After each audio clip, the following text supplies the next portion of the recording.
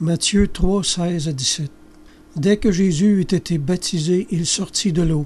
Et voici les cieux s'ouvrirent, et il vit l'Esprit de Dieu descendre comme une colombe et venir sur lui.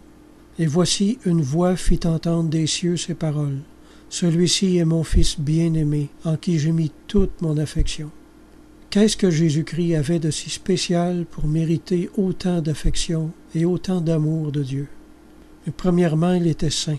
Sa vie était exemplaire. Son caractère était sans faute.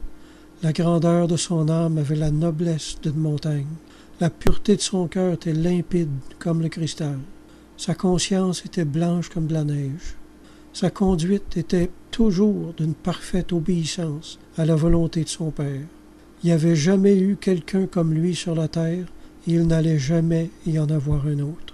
Jésus était toujours à penser à faire du bien aux autres. Oui, Jésus était aussi précieux pour Dieu que tout le reste de l'univers mis ensemble. Jésus a dit quelque part que quand il priait, Dieu l'exauçait toujours.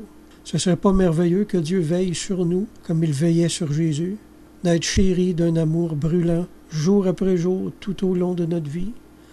Bien, moi je vous dis que si vous laissez Jésus devenir votre maître dans la vie, si vous suivez ses instructions, si vous devenez l'un de ses disciples, alors vous deviendrez en peu de temps presque aussi précieux pour Dieu qu'il l'a été lui-même sur la terre. Plus vous conformerez votre vie à la parole de Dieu, plus votre communion avec lui deviendra puissante. Vous verrez de grandes réponses à vos prières. Vous verrez des guérisons chez les gens pour lesquels vous priez même. Vous recevrez de la sagesse pour vivre heureux sur la terre. Et même votre mort n'aura rien d'effrayante. Je viens d'énumérer seulement quelques-uns des immenses privilèges que Dieu accorde à ceux qu'il aime.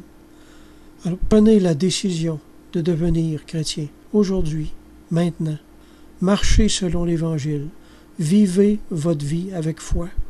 Toute votre vie sera rendue nouvelle. Toutes choses seront devenues nouvelles à vos yeux.